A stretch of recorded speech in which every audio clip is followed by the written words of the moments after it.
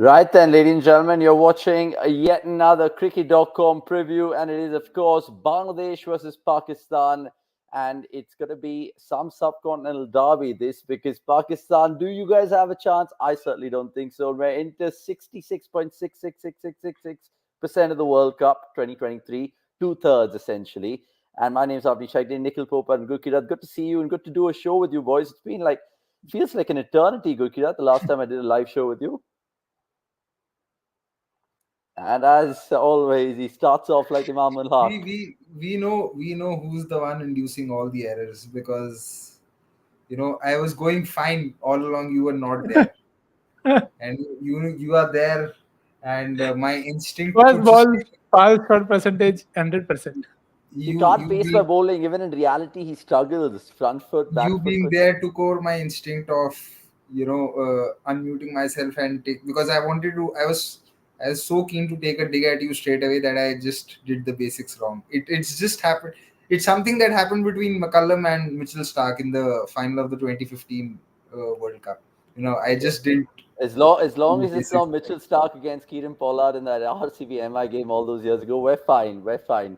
But look, more things to talk about in this particular preview because Bangladesh, they've lost 5 on the trot. Pakistan also absolutely shit in terms of form. And the Champions Trophy qualification, Bangladesh have to play for it. Pakistan are hosting the tournament, so they really don't care. But Nick, how are you looking at this matchup? It's in Kolkata. Is this like a home game for Bangladesh, given that there'll be a lot of Bengal support? Well, the pitch report also says it should feel like a home game for them.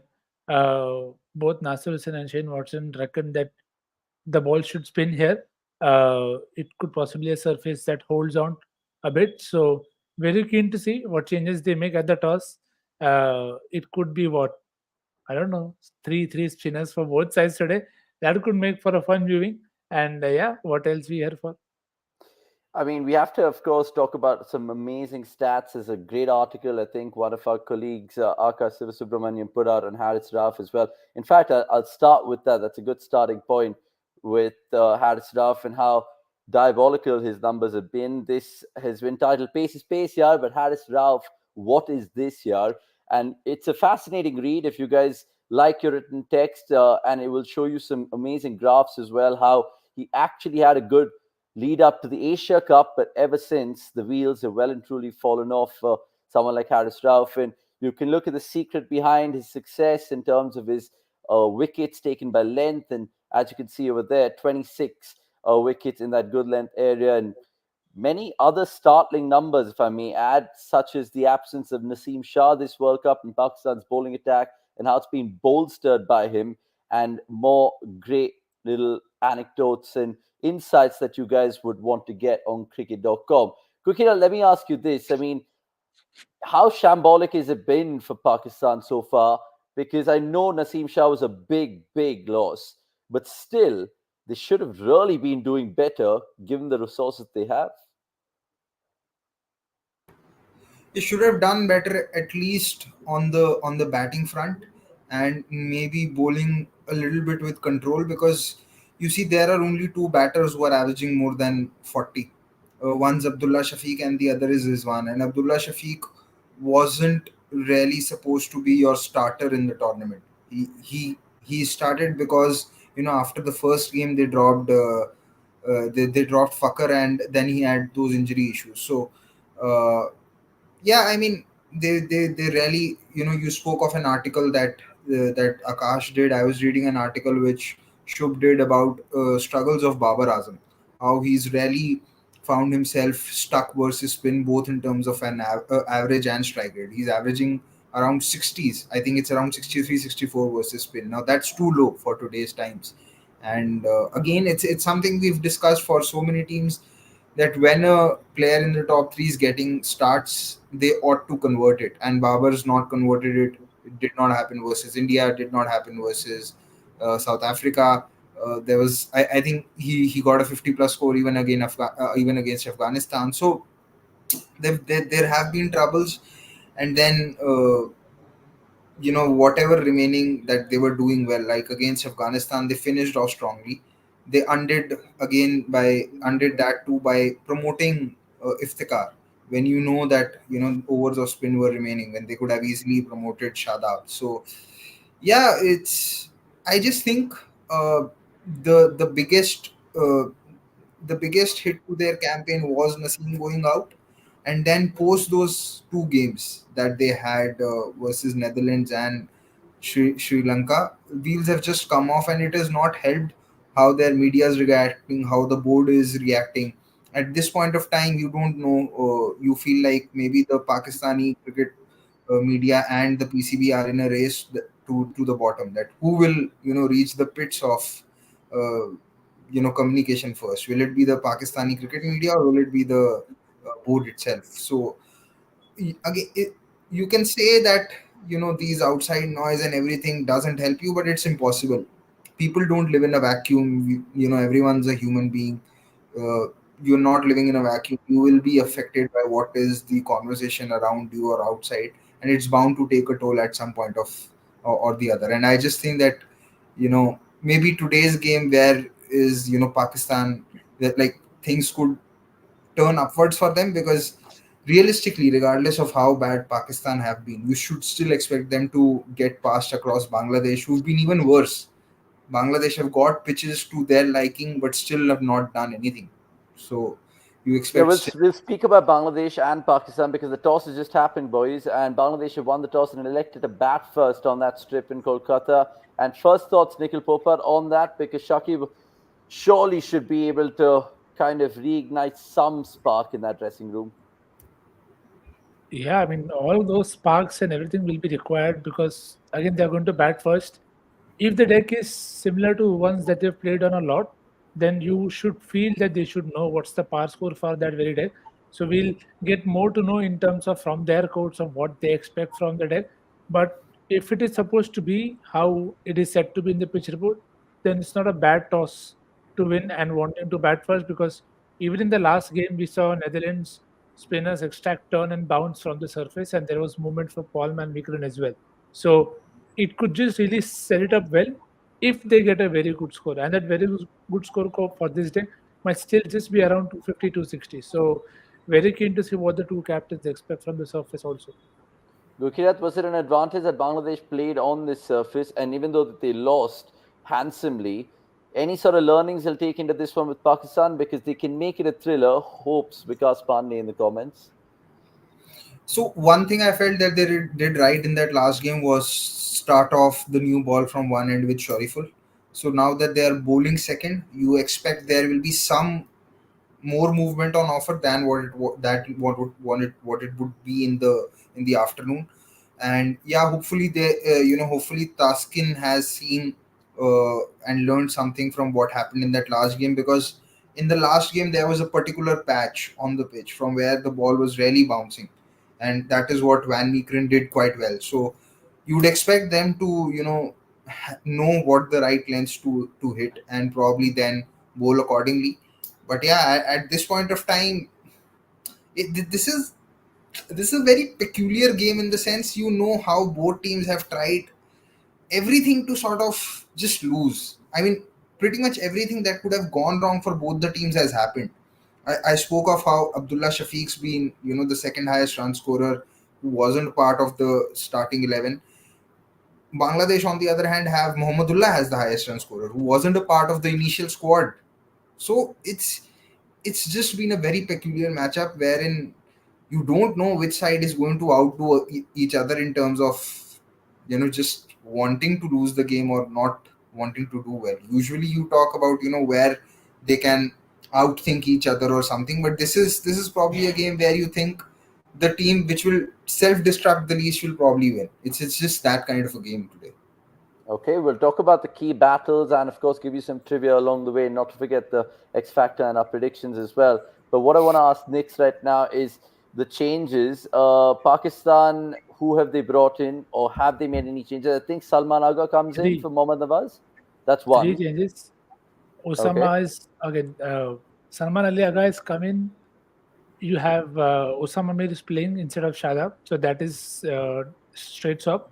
Imam has got out for Fakar Zaman, and Mohammad Nawaz ke liye Salman Ali laga, as you said. So those three changes done. So essentially, not a very happy time for the Ul Haq family. First, the uncle gets the sack or resigns, and then Imam also doesn't play. Just a word then, Gurkirat. I don't know how much you've been reading into the PCB and the shambolic situation over there. I think, overheard a nice video from Harsha Bogle and how he was kind of really taking the mickey out of them, where it's different people, different days. Why is it so turbulent with PCB? I know emotions run high in Pakistan as much as it runs in India, but surely someone really needs to come in and steady the ship, or do you think that's easier said than done? You know, at most places, chaos happens because there is lack of accountability. It's not just cricket related. When there is lack of accountability, you will look for scapegoats. When you will start looking for scapegoats, there will be chaos. And that is what is happening essentially. Someone or the other is just looking for one scapegoat or the other. Someone wants to throw Babar Azam under the bus, someone wants to throw Mickey Arthur under the bus, someone wants to take a dig at the chief selector. So when there is lack of accountability, there will be chaos, which is what is unfolding right in front of everyone. To the extent that it's probably become a case of airing your dirty laundry in public, because Mickey Arthur had his say, I think it was in the pre-match press conference yesterday. So yeah, it's just basically down to that. It's and both these teams have had their own share of it. It's not that Bangladesh Cricket Board have not had this stuff. They probably have it even worse. It's just that at this point of time, PCB is operating at a level where the PCB is being made to look good, and that is saying something. So yeah, really don't know what is the way out of this mess, honestly. Probably a few good results could just make sure that issues are brushed under the carpet, but that's about it. Nick, what do you have to say about this? Because I think the news came out, what was it, yesterday, that the Pakistan Cricket Board Management Committee chairman, let me get that right, Zaka Ashraf, who, of course, gave his verdict on the matter. And he said, look, we gave this particular team the full freedom, we gave the selectors full freedom, but going forward, they will probably take a different stance. What does that mean? And do you think now greater powers will come and play more than the men who actually matter out there in the middle? This is just classic case of सवारी अपने सामान की खुद जिम्मेदार है, and that is what it is. We are here to give you what you wanted, and now you haven't done. So let's see what we can do best. Again, in which interest is something we can only guess. Uh, but we talk a lot about not mixing sports with politics, but there is so much politics in sports that forget about the second part. The first part in itself isn't free of it. So, and it's true for both these sides, because you have so many people taking the calls in both of these countries that sometimes you are not going to be able to tell clearly that who's taking these calls, why are these calls being taken, and the thing is, it keeps changing every 6 months, every year. You see different people doing different things, different structures being proposed. So uh, difficult times, but again, after this World Cup, I'm actually expecting Babar Azam to just get away from all of this, just focus on his batting, because I think that's where he has a lot more to add. So it might just free him up also, and let somebody else take care of all the PR or whatever they want to do. Yeah, there's a lot of fans who, of course, voiced their displeasure on the cricket.com fan cams. Every time we've run into a Pakistan fan, there's one which has just gone out. So check that out on our website and, of course, the app, and not to forget the YouTube channel itself. Right, before we ask the boys the key battles and all of that, let me just do my stats duty and throw some numbers at you all. Nick's just mentioned Babar Azam, and you take a look at how he's kind of gone around this World Cup compared to his uh, man in the opposite dressing room with regards to Shakib Al Hassan. Not really much to choose from. Then we move on to Mohammad Rizwan. And of course, take a look at what he's done for Pakistan. He's been their highest run getter, pretty much thanks to the start of the tournament, getting that 100 and that 50. Abdullah Shafiq, who's come in, has looked good as well. And not to forget Saud Shakil and the others picked themselves. There was a guy who we spoke about at the start of the show, Haris Rauf, and how pear shaped it's gone for him. I mean, this is not a pretty graphic for Haris Rauf and Pakistan fans, indeed, but more like this on cricket.com and the website and the app, like I said. And finally, Shakib's spore run this World Cup has been there to see, just 61 runs in 5 innings. and he needs something special today in Kolkata because he knows this ground well. He's played for KKR all those years ago, and of course, it'll be interesting to see if he can get the job done. What does it mean in terms of the points table then? Really quickly, just to throw your attention to that. Pakistan, remember, seventh, and Bangladesh ninth. No hope for, of course, the Bangla Tigers, but Pakistan apparently have a 0.0001% chance. Don't ask me how, but you guys know the math. You guys, or Nix is saying no. Nix, can you explain that? Sorry. Do they have a chance? Pakistan? No, right? Well, they do, but then, like always, Kudat ka nizam will have to happen. A lot of things will have to go their way. And for now, you'll start with them winning a game, and then you can go from there in terms of what permutation combinations that can help them go through. Because Afghanistan winning yesterday is a really good shout. Because again, you don't expect them to take a game against Australia, but even Anil Suresh was a bit doubtful, and that to me is a very good win. At least for a moment, he was hopeful that Afghanistan can surprise Australia also, which is good. You want that to happen, and let's see Pakistan today. This is probably Bangladesh's best chance. To be very very honest with you, if on this kind of surface, if you're batting first, if you're not going to do well here, it's going to be very difficult going forward. Okay, then Gurkiat, I'm going to ask you, of course, some of the plaguing questions always in this review, and we'll start with, of course, key battles, my friend.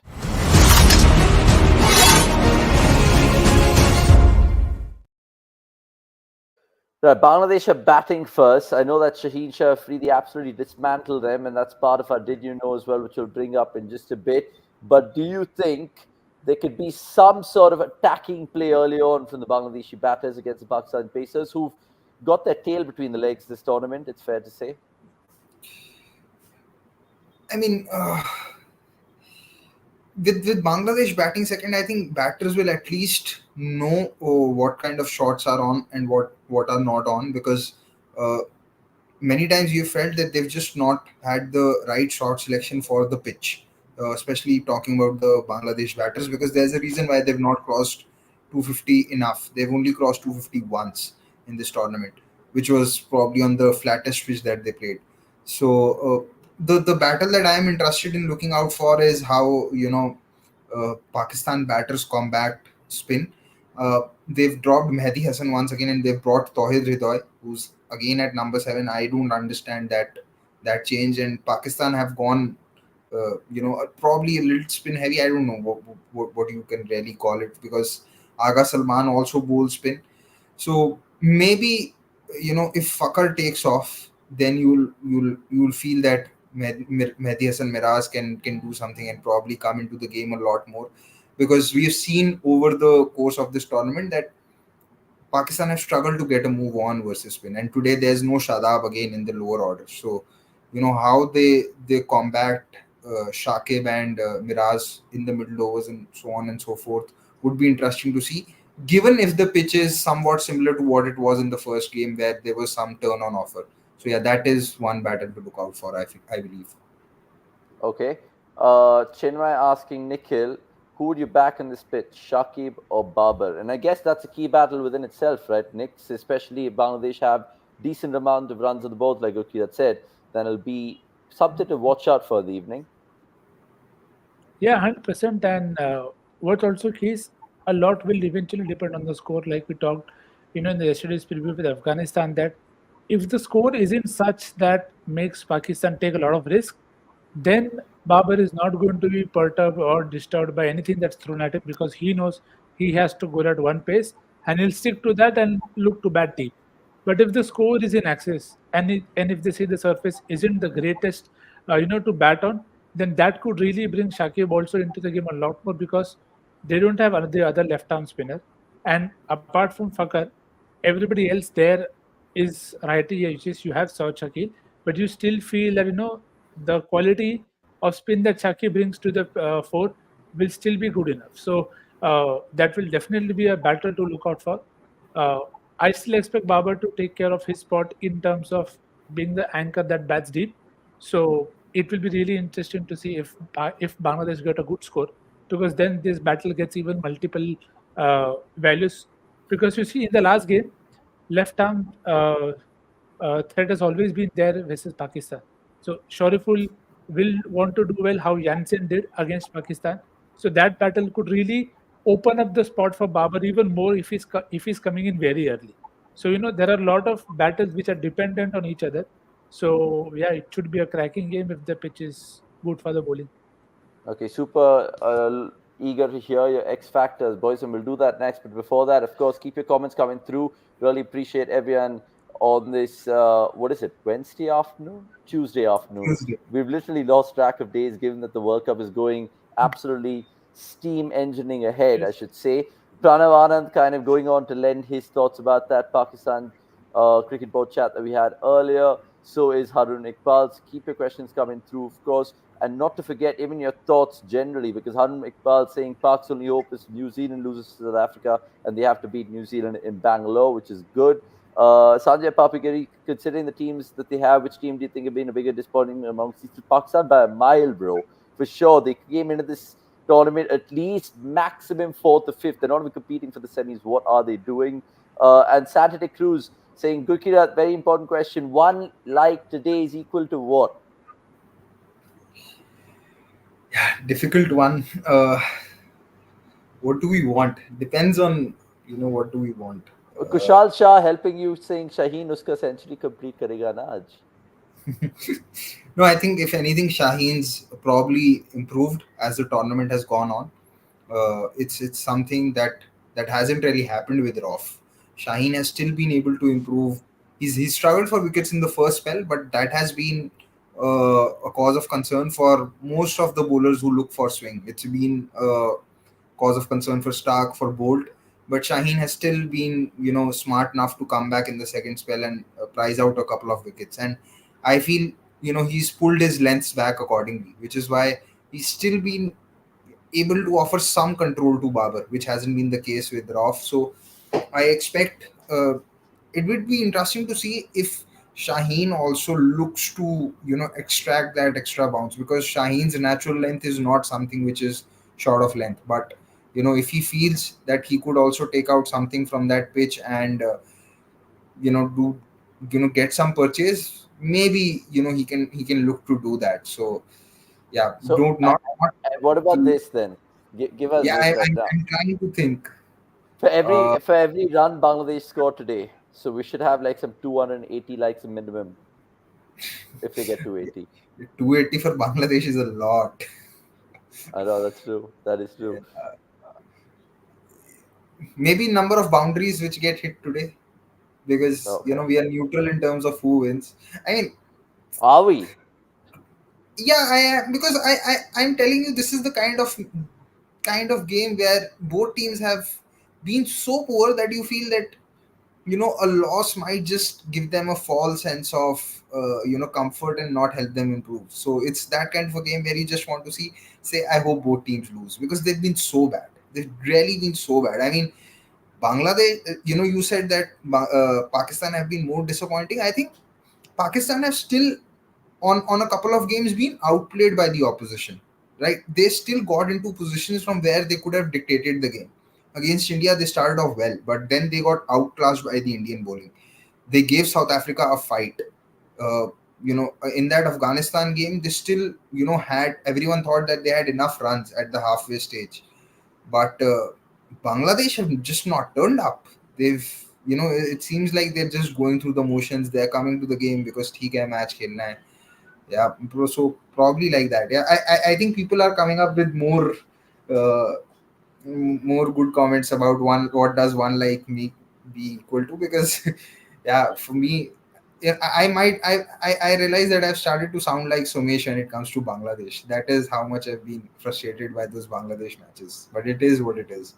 No, but Saturday Cruz making another important point here, Nick. It's almost like, okay, whoever loses today, the captain will get sacked in the morning. And it's a famous football chant when, the away fans are singing to the home, lots of times saying you're getting sacked in the morning. Imagine Bangladesh fans saying that But to Pakistan fans. but Shakib has anyway announced that he'll probably retire from the format after the World But Cup, and but do you expect Babar to lose his job like right after the World Cup or right after this game? Because I know they play England and New Zealand, but what's the point right with this after one? the World Cup, I expect him to give it up anyway. If he doesn't, then You you would just feel. hope that they don't do it midway through the game. PCB are capable of doing that. And then imagine that acting captain or whatever wins it, and then there's a new hope. I mean, it's quite crazy. Anyway, instead of the slander, let's of course go on and ask the boys about their X factors today, and they have some really good ones, I'm guessing.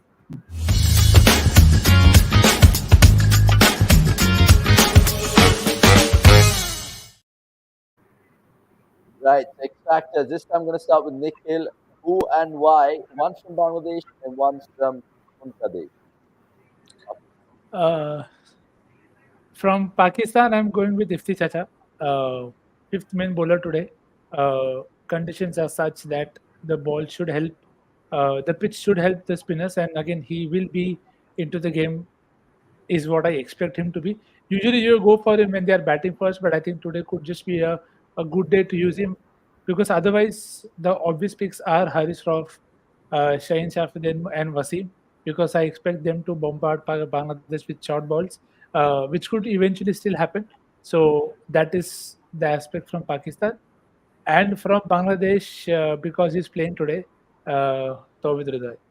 There is no reason. It's I already could have there. closed my ears and eyes and I would have been like, one second, even if I wasn't doing the preview, I would have been like, Nix's X Factor is definitely Ifti Chacha and Tawhid Hriday. Honestly, it's crazy. Good Kirat, are you going to go for, let me wait and watch, Mushfiqur Rahim and Haris Rauf? I don't know. No. I'm going for Shaheen because, like I spoke, he's improving. He did not start off the tournament well, but he's improving, and I expect him to use the pitch better, especially after having seen how Bangladesh bowl. But yeah, you know you'd want that he gets a like yeah you sorry, I'm just confused here. Because Uh, Shine is not an X factor. Shine is the most obvious guy to do well today. Yeah, Paji, ऐसे yeah, cheating नहीं X चलता. No. Factor. Sorry, Yeah. sorry. What I got confused was who was batting first. So I said Shaheen would know how to bowl, but then I realized that Pakistan are bowling first. So I was just confirming that. Yeah, no, I think Shaheen could be that X factor because he's improving. He has a good matchup versus Liton Das, and probably if today is the day where he gets a early wicket, maybe in his first 2 overs, he could then get that confidence to just be able to land those deliveries where he wants and get those wickets. Haris Rauf, I didn't really go for him because I think a lot is going wrong for his bowling. For Bangladesh, I feel like going for Mohammedullah. I just hope that I feel like today could be the day where Mohammedullah could bat a little higher up. So if that happens, given his form, could be someone who's decisive in that chase. Because last game, you know, he was left with the tail to bat, so couldn't have really done much. So Shaheen and Mohammedullah are the guys that I want to go for. And last time in the World Cup, Shaheen had a good performance versus them. Different conditions, but Shaheen overall has a good record versus Bangladesh. So going for Shaheen and Mohammedullah. Okay, and that leads us nicely to the did you know, because it is, of course, about Shaheen Afridi. Let's just put that out there and get done with it.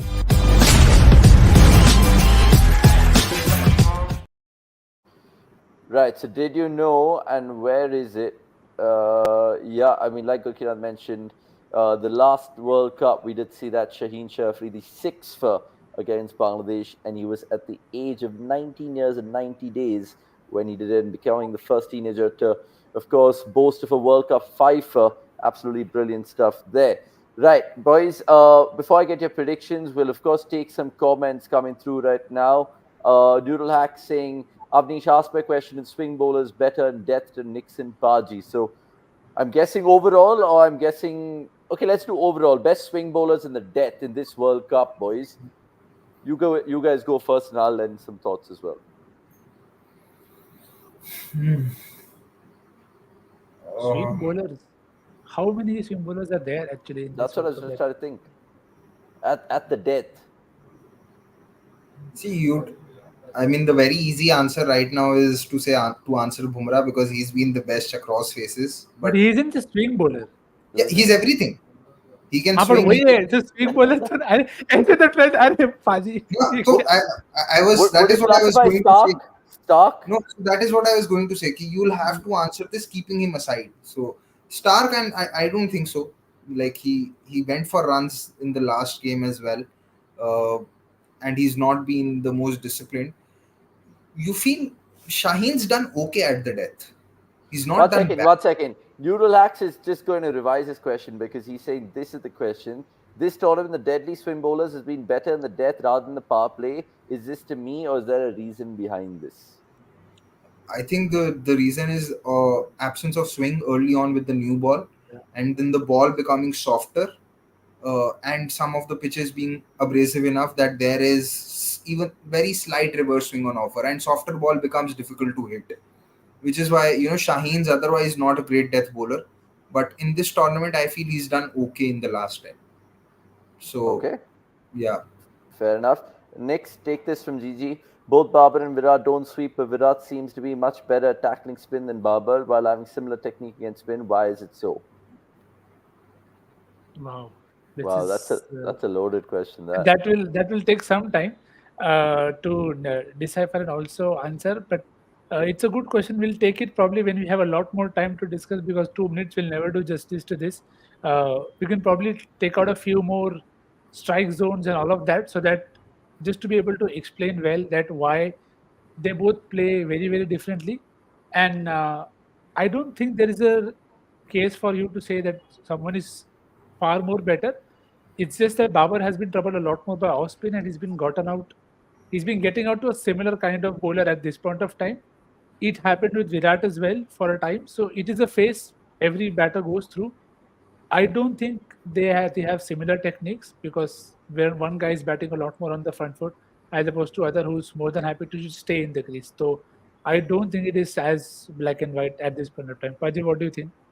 yeah, and with Virat the issue is mostly left arm spin, where Yeah. I feel just the trajectory, which is the ball landing on the fourth, like the length being the fourth stump, sorry, the line being the fourth stump line and the in between length, where Virat is only able to punch it to cover or to mid wicket. So the Virat's problem isn't has never been necessarily uh, getting out to spin while defending. It's just the lack of attacking strokes because his averages in tests and ODI versus spin are fine. So he just gets stuck against left arm spin. That is a major issue, and that is purely due but to Virat lack of. also kind of picks lengths better than Babar, or is that just me? I just think that Babar's sometime not very he because Babar wants to avoid risks at all cost. He doesn't use his feet enough. He can come down the track and use his feet to reach to the pitch of the ball, but he just chooses not to for some reason. So I think if he starts doing that, those numbers against off spin should improve massively. It's just that I think his approach is that of taking a safety first route at most times is why he gets, because against off spin getting stuck at the crease doesn't really make sense for someone who's been who has a decent enough technique. You expect that to be probably the easiest matchup for most right handers, but he gets stuck against that. So I think it's purely down to him not using his feet enough, which is why bowlers can also settle into a length and yeah, bowl to him accordingly. But like Nikhil said, we'll have to see a lot more of those strike points, a lot more of those lengths which are troubling him. But with Virat, I am confident that it's getting stuck against left arm spin because of not playing the sweep enough and also not cutting spin enough. So when the ball's in between the full and the good length, he just has a punch to cover or the punch to mid wicket, where his lack of shots really troubles him. Okay, let's see how that, of course, moves on. Some fantastic insight there from Gurkirat, by the way, and Nikhil. Really love talking cricket to all you blokes, and of course, getting chatty with you guys in the comments as well. People watching this, please give this a like if you think Pakistan are going to lose, or give this a like if you think Pakistan are going to win. Nevertheless, cricket.com, I think, nicely motoring along to 37.3K subscribers. So subscribe if you guys are new, please. It would just do us a huge, huge favor on YouTube. It doesn't even take that much time. Just bottom right hand corner, mash that subscribe button. Predictions then quickly, because Liton Das is going to face up against Shaheen Shah in the very first over, I'm guessing. What's going to happen not just in this first over, but also in the first innings? How much will Bangladesh get? Nikhil, you can't say 281, even though 281 came on this ground. Yeah, that was just a perfect segue. But I think Bangladesh will take a score of, say, 249. And do you think that's Let's match winning? potentially, potentially Okay. yes. If it stays true to the pitch report, then yes. But again, if Pakistan have a special performance with the bat, can't do much. Good. That's higher, lower, 249. Yeah, I was going to go for 240. Yeah, Uh, 240. Same with it. 240 is okay, cool. I'm going to go for 263. Let's see how that really unwinds. And we'll, of course, see if our predictions are right in the match review on cricket.com, which is post game. So, catch us, Dan. Thank you so much, of course, for your particular comments. Noodleax going on to say, Avnish, a better one would be like for a lose and comment for win. Good vibes. Absolutely. You heard the man. Do so. And we'll see you guys, like I said, post match. There's cricket.com classics dropping today, and it's about a certain Shane Warne and the doping scandal all those years ago, 20 years ago in that 2003 World Cup. So that drops at 8 p.m. and lots more fun things on social media. So follow us then. Until the next time, it's a goodbye from Nikhil Gurkirat and me. We'll see you guys soon. May the best green team win today.